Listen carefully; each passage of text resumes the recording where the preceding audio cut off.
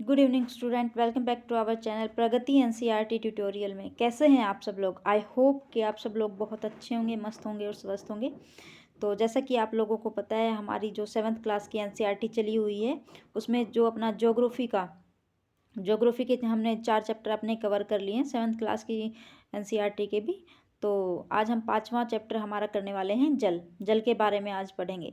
तो शुरू करने से पहले मैं कहना चाहूँगी, जो भी नया स्टूडेंट इस चैनल से जुड़ रहा है तो चैनल को सब्सक्राइब करें और बेल आइकन को ज़रूर प्रेस करें, जिससे आपको नोटिफिकेशन जो है मिलती रहेगी। तो चलिए शुरू करते हैं। और एक चीज़ और मैं कहना चाहूँगी कि आज की जो मॉर्निंग वाली क्लासेस थी, मैंने अपलोड तो मैंने सुबह ही की थी वो, लेकिन शायद आप लोगों को थोड़ा सा वो लेट मिली है क्योंकि नेटवर्क का थोड़ा सा इश्यू था।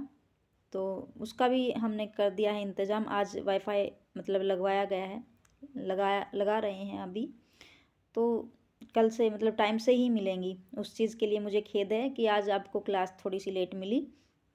ठीक है, आगे से मतलब टाइम मैं अपनी तरफ से पूरी कोशिश करूँगी कि एक मॉर्निंग में, एक आफ्टरनून में और एक इवनिंग में 3 क्लासेज आपको डेली टाइम से मिले। तो चलिए शुरू करते हैं। आज हमारा चैप्टर है जल। ठीक है, जल के बारे में पढ़ेंगे। तो एक बार यहाँ देखते हैं, थलसाला क्या है? यह छोटे घर के पौधे रखने का कृत्रिम आहत होता है। ठीक है, ये ऐसे देखिए, थलसाला एक बड़े जार के 1/4 भाग में जो मिट्टी भरकर उसे अच्छी तरह दबा दें। इसके ऊपर ह्यूम्स की एक पतली परत लगाएं। पहले सबसे बड़े पौधे लगाएं, तदुपरांत उसके चारों ओर छोटे पौधों और छोटे पौधों को और व्यवस्थित करें। इसमें जल की फुहार छिड़के जार को बंद कर दें। पत्तियों एवं मिट्टी के द्वारा वाष्पित जल संघनित होकर जल की बूंदों के रूप में नीचे गिरता रहेगा। फिर ठीक है, यहाँ से देखते हैं, शुरू करते हैं अपना। जल के बारे में सोचने पर आपके मस्तिष्क में क्या चित्र बनते हैं? आप नदी के बारे में सोचेंगे, झरने जलप्रपात के बारे में सोचेंगे, वर्षा के बारे में, वर्षा की रिमझिम जो है, अपने नल के जल के बारे में सोचने लगते हैं। बच्चे वर्षा से भरे गड्ढे में कागज की नाव तैराकर बहुत खुश होते हैं। दोपहर तक गड्ढे में जमा जल गायब हो जाता है। वह जल कहाँ जाता है? मतलब एक गड्ढे में पानी भरा होता है वर्षा का, या कभी बारिश आई हो तो सड़कों के किनारे जो पानी इकट्ठा होता है, और दोपहर अगर धूप निकल आई तो शाम तक वो पानी गायब हो जाता है। तो मतलब वो जल कहाँ जाता है इसके बाद। ठीक है, सूर्य के ताप के कारण जल वाष्पित हो जाता है। जो सूर्य है उसके ताप के कारण, अगर तापमान ज़्यादा होगा तो पानी भाप बनकर उड़ जाता है ना, तो जो क्या होता है, जल वाष्पित हो जाता है। ठंडा होने पर जल वाष्प संघनित होकर बादलों का रूप ले लेता है। यहाँ से यह वर्षा हिम तथा सहिम वृष्टि के रूप में धरती या समुद्र पर नीचे गिरता है। ठीक है, यहाँ देखते हैं, एक सेकेंड। जिस प्रक्रम में जल लगातार अपने स्वरूप को बदलता रहता है और महासागरों, वायुमंडल एवं धरती के बीच चक्कर लगाता रहता है, उसको क्या कहते हैं? जल चक्र कहा जाता है। जल चक्र किसे कहते हैं? जब जो है जल लगातार अपने स्वरूप को बदलता रहता है, मतलब अपने रूप को बदलता, कभी बारिश में, कभी महासागर में, कभी नदियों में। ठीक है, तो वायुमंडल एवं धरती के बीच चक्कर लगाता रहता है, उसको क्या कहेंगे? जल चक्र। अगर ज़मीन पे पानी होगा वो वाष्प बनकर ऊपर उड़ जाएगा, फिर बादल बनेंगे, बादल भारी हो जाएंगे तो वर्षा होगी, वर्षा कहाँ जाएगी? नदियों में, समुद्रों में। इस चक्कर को क्या कहते हैं? जल चक्र कहते हैं। ठीक है, हमारी पृथ्वी थलसाला के समान है। हमारी पृथ्वी क्या है? थलसाला के समान, जो जल शताब्दियों पूर्व उपस्थित था, वही आज भी मौजूद है। जिस जल का प्रयोग आज हम हरियाणा के खेत में सिंचाई के लिए कर रहे हैं, हो सकता है कि वह जल सैकड़ों वर्ष पहले अमेजन नदी में बहता हो। मतलब जल एक स्थान से दूसरी स्थान पर चलता रहता है ना, तो इसलिए कह रहा है कि अगर आज हम हरियाणा में किसी खेत के सिंचाई के लिए वो पानी यूज़ कर रहे हैं, तो कभी वो अमेजन की नदियों में होता था, बहता था। एल जल के मुख्य स्रोत नदी, ताल, सोते एवं हिमनद हैं। महासागरों एवं समुद्रों का जल लवणीय होता है, मतलब खारा होता है। महासागर और जो समुद्र है उनका पानी कैसा होता है? खारा, लवणीय। इसमें अधिकांश नमक सोडियम क्लोराइड या खाने में उपयोग किया जाने वाला नमक होता है। कौन सा नमक होता है? सोडियम क्लोराइड, या जो हम खाने में खाते हैं। ठीक है। तो यहाँ देखते एक बार ये चित्र देखिए, यहाँ पे ये पानी इकट्ठा हो रखा है बारिश का, पहले बारिश आई, पानी इकट्ठा हुआ, फिर वो वाष्प बनकर ऊपर की तरफ उठा, एक सेकेंड, और उसके बाद जो है बादल बने, बादल फिर भारी हो गए, फिर वर्षा करने लगी। तो ये चक्कर दिखाया गया, इसको क्या कहेंगे, जल चक्र कहते हैं। ठीक है, यहाँ से देखते हैं हमारी नेक्स्ट हेडिंग है जल का वितरण। हम सभी जानते हैं कि पृथ्वी की सतह का 3/4 भाग जल से ढका हुआ है। यदि धरती पर थल की अपेक्षा जल अधिक है तो अनेक देशों में जल की कमी का सामना क्यों करना पड़ता है। तो क्यों करना पड़ता है देखते हैं, यहाँ पे एक बार इधर देखते हैं। लवणता, 1000 ग्राम जल में मौजूद नमक की मात्रा होती है। महासागर की औसत लवणता कितनी है, 35 भाग प्रति 1000 ग्राम। क्या पृथ्वी पर मौजूद संपूर्ण जल हमारे लिए उपलब्ध है। निम्नलिखित तालिका में जल वितरण का प्रतिशत दिया गया है, मतलब इतना हमारे लिए इतना उपलब्ध नहीं है। जो महासागर का जल है, जो बिल्कुल खारा है, हम यूज में नहीं ला सकते, वो 97% है। ठीक है, और जो बाकी बच गया 3%, 2 पॉइंट समथिंग है, 2.7, ठीक है, वो है जो आधा तो बर्फ़ में है, आधा भूमि के नीचे, ज़मीन के नीचे है, कुछ झीलों और नदियों में है, ठीक है, कुछ तलीय समुद्र में है, जो नमकीन झीलें हैं, कुछ वायुमंडल में हैं। तो ऐसे कर करके मतलब सारा जो पानी है बटा हुआ है। तो यहाँ से इजराइल के मृत सागर में 340 ग्राम प्रति लीटर लवणता होती है। तैराक इसमें पल्लव कर सकते, पल्लव मतलब ऊपर तैर सकते हैं बिना स्विमिंग करे हुए ही। अगर उसमें इंसान डूबेगा नहीं। किसमें, इजराइल का एक मृत सागर है, उसमें पानी में लवणता इतनी है कि उसमें इंसान जो है डूब नहीं सकता, वो मतलब अपने आप ही ऊपर तैरता रहेगा, क्योंकि नमक की अधिकता इसे सघन बनाती है। तो यहाँ से देखते हैं, साधारण क्रियाकलाप द्वारा जल के वितरण को प्रदर्शित किया जा सकता है। यहाँ देखिए ये एक एक्टिविटी दी गई है। 2 लीटर जल ले, मान ले यह पृथ्वी की सतह पर जल की संपूर्ण मात्रा है। बर्तन से 12 चम्मच जल मापकर दूसरे कटोरों में रखें। बर्तन से जल निकालने के बाद शेष जल लवणीय जल की को है जो दर्शाता है, जो महासागर एवं समुद्र में पाया जाता है। यह जल उपभोक्ता के लिए उपयुक्त नहीं है। यह लवणीय जल नमक युक्त होता है। कटोरे से निकाल कर रखा गया 12 चम्मच जल पृथ्वी पर मौजूद संपूर्ण अलवण जल की मात्रा को दर्शाता है। ये दिखाया गया है, जो देखिए इधर 9 चम्मच क्या है, बर्फ छत्रक है, 2 चम्मच क्या है, भोजमल है, और आधा चम्मच है अलवण जल की झीलें, एक जो बूंद है वो नदी है। यहाँ से देखते हैं, ये इतना इम्पोर्टेंट नहीं है इधर। यहाँ से जीवन के लिए जल अत्यधिक आवश्यक है। प्यासे होने पर केवल जल ही हमारी जो है प्यास बुझाता है। जल के बिना तो जीवन संभव ही नहीं है। सुबह उठते ही हमारा दिन ही शुरुआत क्या होती है, पानी, उठते ही पानी चाहिए होता है ना। तो हर चीज़ में, खाना बनाने में, नहाने में, कपड़े धोने में, मतलब हर एक चीज़ में जो है पानी बहुत ही इम्पोर्टेंट रहता है। ऐसे में आपको क्या ऐसा नहीं लगता कि लापरवाही से जल का उपयोग करने से हम बहुमूल्य संसाधन को बर्बाद करते हैं। ये कुछ हेडिंग दी गई है, यहाँ देखते हैं। हमारी नेक्स्ट हेडिंग है महासागरीय परिसंचरण। हमारी नेक्स्ट हेडिंग क्या है, महासागरीय परिसंचरण। समुद्री तट पर नंगे पैर चलने में कुछ जादुई सी अनुभूति होती है। कभी गए हो गोवा तट पे या थाईलैंड में बीच पे। पुलिन पर नम बालू, ठंडी पवन, समुद्री पक्षी, वायु में लवणीय गंध एवं लहरों का संगीत, सब कुछ क्या होता है, सम्मोहित करने वाला प्रतीत होता है। ताल एवं झील के शांत जल के विपरीत महासागरीय जल हमेशा गतिमान रहता है। यह कभी शांत नहीं रहता। महासागरों की गतियों को इस प्रकार वर्गीकृत करते हैं जैसे तरंगे, ज्वार भाटा एवं धाराएं। ठीक है, मतलब महासागर की जो गति है वो कौन सी है, तरंगे हैं, ज्वार भाटा और धारा। तो यहाँ से देखते हैं, जो जल दिवस कब मनाया जाता है, 22 मार्च को। ठीक है, 22 मार्च विश्व जल दिवस के रूप में मनाया जाता है, जब जल संरक्षण की विभिन्न विधियों को प्रबलित किया जाता है। ठीक है, यहाँ देखते हैं आगे तरंगे। तो तरंगे क्या होती है, इसके बारे में पढ़ेंगे। जब समुद्री सतह पर पवन बहती है तब तरंगे उत्पन्न होती है। जितनी ही तेज पवन बहती है तरंगे भी उतनी ही बड़ी होती जाती है। समुद्र तट पर गेंद से खेलते समय जब गेंद जल में गिरती है तो क्या होता है। यह दृश्य बहुत ही मनोरंजक होता है कि कैसे तरंगों के साथ गेंद तट पर वापस लौट आती है। जब महासागरीय सतह पर जल लगातार उठता और गिरता है, इन्हें तरंगे कहते हैं। देखिए ये दिखाए गए ना, जब महासागरीय सतह पर एकदम से पानी आके टकराता है, ऊपर जाके एकदम से नीचे गिरता है, उसको क्या कहेंगे, तरंगे कहते हैं। तूफान में तेज वायु चलने पर विशाल तरंगे उत्पन्न होती है। इनके कारण अत्यधिक विनाश हो सकता है।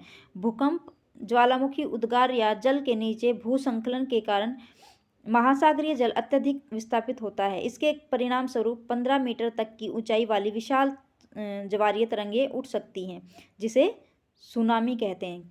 किसको कहेंगे, सुनामी।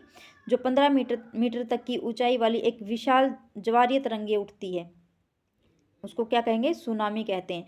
अब तक का सबसे विशाल सुनामी 150 मीटर मापा गया है। कितना मापा गया है, 150 मीटर। ठीक है, जो सबसे विशाल जो है सुनामी कौन सा है, 150 मीटर मापा गया है। ये तरंगे 700 किलोमीटर प्रति घंटे से अधिक की गति से चलती हैं। कितनी चलती है, 700 किलोमीटर प्रति घंटे से अधिक। ठीक है। 2004 में सुनामी से भारत के तटीय क्षेत्रों में अत्यधिक विनाश हुआ था। सुनामी के बाद अंडमान और निकोबार द्वीप समूह में इंदिरा पॉइंट जो है डूब गया था। कब, 2004 में सुनामी आई थी, जिससे जो है बहुत विनाश हुआ था, बहुत नुकसान हुआ, जिसमें जो अंडमान और निकोबार द्वीप समूह है उसका जो इंदिरा पॉइंट है वो भी डूब गया था। तो यहाँ से देखते हैं, सुनामी जापानी भाषा का एक शब्द है जिसका अर्थ है पोताश्रय। क्या है, पोताश्रय तरंगे, क्योंकि सुनामी आने पर पोताश्रय नष्ट हो जाते हैं। ठीक है, जापानी भाषा का एक शब्द है जिसका नाम है पोताश्रय, क्योंकि सुनामी आने पर जो पोताश्रय नष्ट हो जाते हैं। तो यहाँ पे सुनामी के बारे में हम देखेंगे। 26 दिसंबर 2004 को हिंद महासागर में सुनामी तरंगों अथवा पोताश्रय तरंगों के कारण अत्यधिक विनाश हुआ है। ये तरंगे उस भूकंप का परिणाम थी जिसका अधिकेंद्र सुमात्रा की पश्चिम सीमा पर था। इस भूकंप की तीव्रता रिक्टर पैमाने पर 9.0 मापी गई थी। भारतीय प्लेट बर्मा प्लेट के नीचे धंस गई थी और समुद्र तल में अकस्मात गति उत्पन्न हो गई थी। इस कारण यह भूकंप आया। महासागरीय तल लगभग 10 से 20 मीटर तक विस्थापित हो गया था और नीचे की दिशा में झुक गया। इस विस्थापन के कारण निर्मित अंतराल को भरने के लिए विशाल मात्रा में महासागरीय जल उसी ओर बहने लगा। फलस्वरूप दक्षिणी एवं दक्षिणी पूर्वी एशिया के समुद्री तटों से जल हटने लगा। भारतीय प्लेट के बर्मा की प्लेट के नीचे चले जाने पर जल वापस समुद्र तट की ओर लौटा। यह सुनामी लगभग 800 किलोमीटर घंटे की गति से आया था, जिसकी तुलना व्यावसायिक वायुयानों की गति से भी तेज थी। ठीक है, इसके परिणाम स्वरूप हिंद महासागर के कुछ द्वीप पूर्णतः डूब गए थे। भारतीय सीमा का दूर दक्षिण बिंदु इंदिरा पॉइंट जो अंडमान निकोबार द्वीप समूह है में स्थित है, वो भी पूरी तरह जो है डूब गया था। ये एक सुनामी के बारे में बताई गई है, जिसमें जो दक्षिण पॉइंट है अंडमान निकोबार का वो भी डूब गया था। जब सुमात्रा में भूकंप के अधिकेंद्र से तरंगे सुमात्रा की तरफ से अंडमान द्वीप समूह एवं श्रीलंका की ओर बढ़ी, तरंगों की लंबाई कम हो गई। जल की गहराई भी कम होने के साथ साथ इसकी गति भी 700 से लेकर 900 किलोमीटर घंटे से 70 किलोमीटर घंटे तक कम हो गई। समुद्र तट से सुनामी तरंगे 3 किलोमीटर तक की गहराई तक हो गई, जिनके फलस्वरूप 10,000 से भी अधिक लोगों की मृत्यु हो गई और 1 लाख से अधिक घर प्रभावित हुए। भारत में आंध्र प्रदेश के तटीय प्रदेश, तमिलनाडु, केरल, पुदुचेरी तथा अंडमान और निकोबार द्वीप समूह सर्वाधिक प्रभावित थे।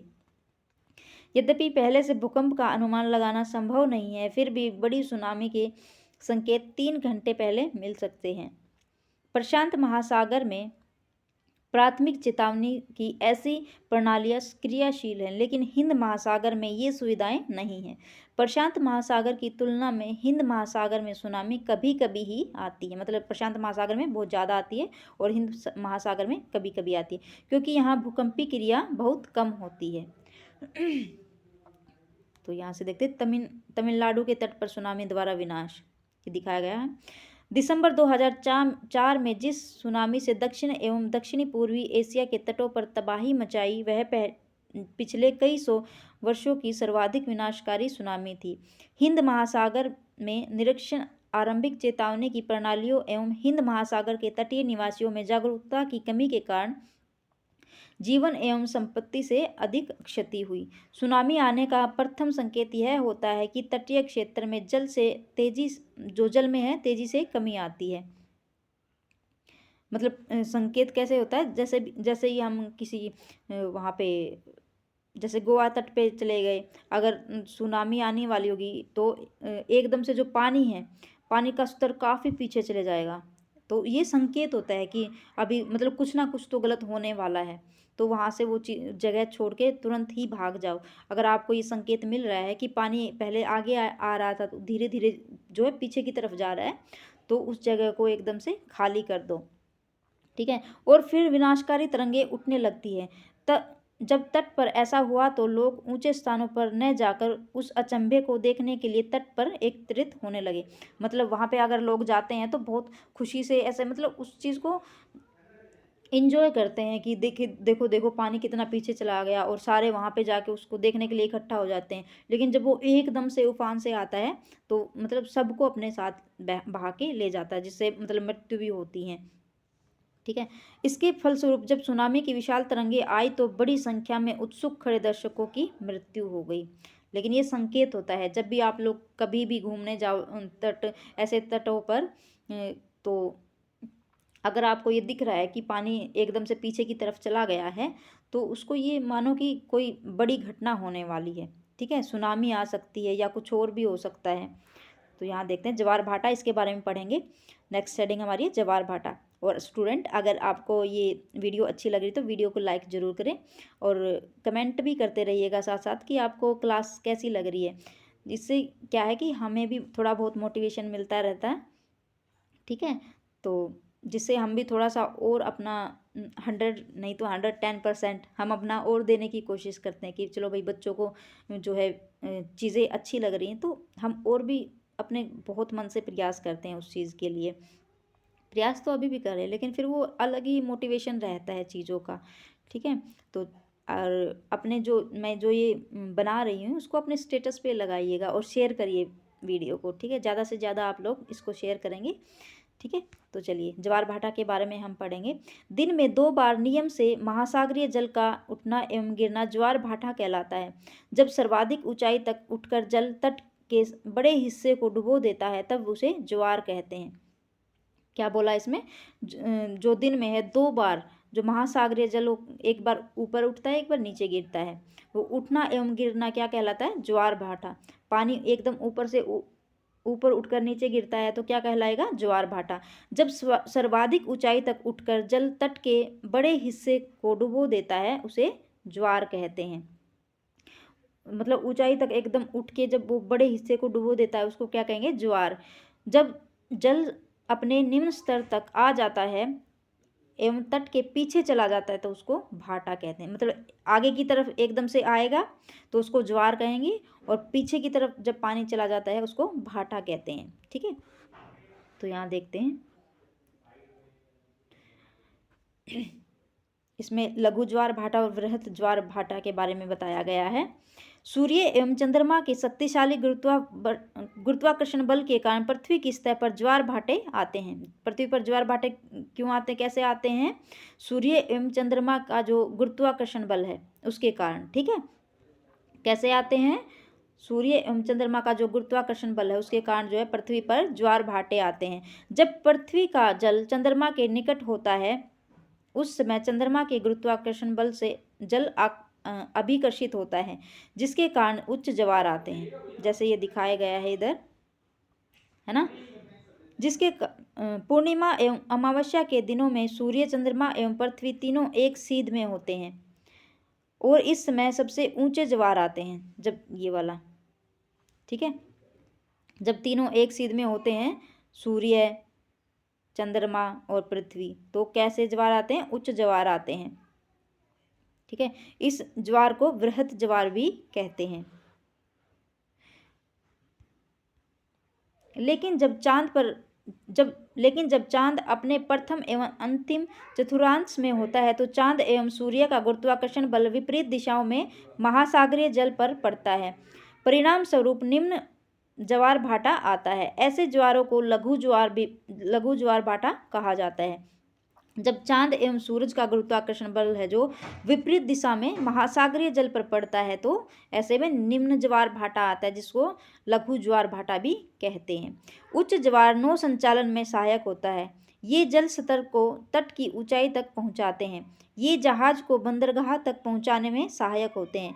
उच्च ज्वार मछली पकड़ने में भी मदद करते हैं। जो उच्च ज्वार होते हैं वो मछली पकड़ने में भी मदद करते हैं, क्योंकि पानी के साथ मछली जो एकदम से ऊपर की तरफ आ जाती है। ठीक है, उच्च ज्वार के दौरान अनेक मछलियां तट के निकट आ जाती हैं। इसके परिणाम फलस्वरूप मछुआरों बिना कठिनाई के ही मछलियां पकड़ लेते हैं। कुछ स्थानों पर ज्वार भाटे से होने वाले जल के उतार चढ़ाव का प्रयोग विद्युत उत्पन्न करने के लिए किया जाता है। ठीक है, तो यहाँ देखते हैं, ये बॉक्स में देखेंगे, एक बाल्टी को नल के पानी से 3/4 भरे। बाल्टी के एक और निमज्जन छड़ डालकर पानी को गर्म करें।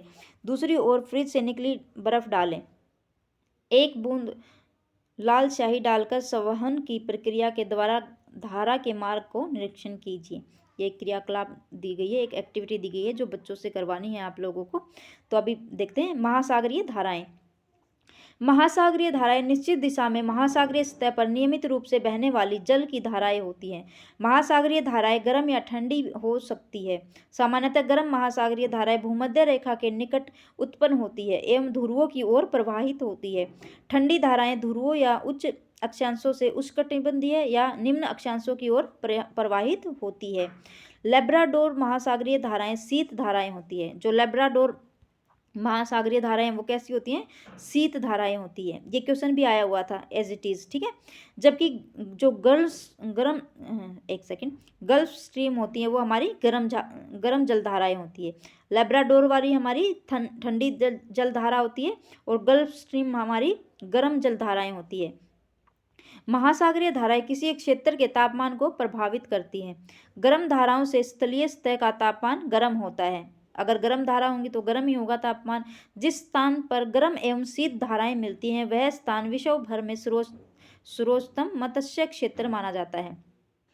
मतलब एक पॉइंट ले लो आप, जैसे ये कोई पॉइंट है, यहाँ से गर्म धारा आ रही है और यहाँ से ठंडी धारा आ रही है, जहाँ पे ये दोनों धाराएं आकर आपस में मिल जाती हैं, यह मत्स्य जो पालन के लिए सबसे सर्वोच्चतम स्थान माना जाता है। यहाँ पे सबसे अधिक मछली पाई जाती हैं। जापान के आसपास एवं उत्तर अमेरिका के पूर्वी तट इसके कुछ उदाहरण हैं। ठीक है, ये इधर दिखाई गई हैं, देखिए ये इधर से दिखाई गई, ये लेब्राडोर धाराएं हैं, ये गल्फ स्ट्रीम है। ठीक है, चलिए, यहाँ गर्म एवं ठंडी धाराएं मिलती हैं, वहाँ कोहरे वाला मौसम बनता है। जहाँ पे मतलब गर्म और ठंडी धाराएं मिलती हैं वहाँ पे कोहरे वाला मौसम होता है। इसके फलस्वरूप नौ संचालन में बाधा उत्पन्न होती है।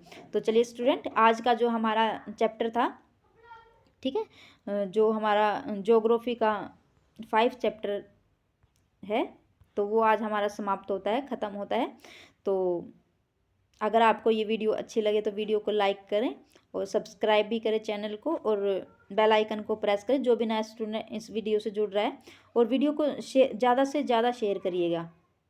ठीक है, जितने भी बच्चे इस वीडियो को देख रहे हैं तो इसको अपने व्हाट्सएप स्टेटस पे लगाइएगा, जिससे मतलब हम अच्छे से और देखेंगे आगे। ठीक है, इसको अच्छे से अच्छे अपने चैनल को देखिएगा। ठीक है, वह प्रक्रम जिससे जल लगातार अपने रूप को बदलता रहता है और महासागर वायुमंडल एवं स्थलमंडल के बीच चक्कर लगाता है, वो क्या कहलाता है बताइए? महासागर वायुमंडल एवं स्थल के बीच जो चक्कर लगाता है, देखिए यहीं से हमें पता चल रहा है चक्कर लगाता है तो मतलब जल चक्कर। ठीक है, सामान्यतः गर्म महासागरीय धाराएं उत्पन्न होती हैं। बताइए, जो गर्म महासागरीय धाराएं हैं वो कैसे उत्पन्न होती हैं? बताओ, अभी ऊपर दिखाया ना गरम वाली, बताओ। दिन में 2 बार नियम से महासागरीय जल उठना एवं गिरना क्या कहलाता है? क्या कहलाएगा? जब दिन में 2 बार नियम से जो महासागरीय जल है एक ऊपर गिर के नीचे, एक ऊपर उठ के मतलब एकदम से नीचे गिरता है तो क्या कहलाता है? मैंने बार बार इसको रिपीट किया था, बताइए। कमेंट बॉक्स में कमेंट करके इसका जवाब दीजिए, ठीक है। तो चलिए मिलते हैं हम अपनी नेक्स्ट वीडियो में। Thanks for watching.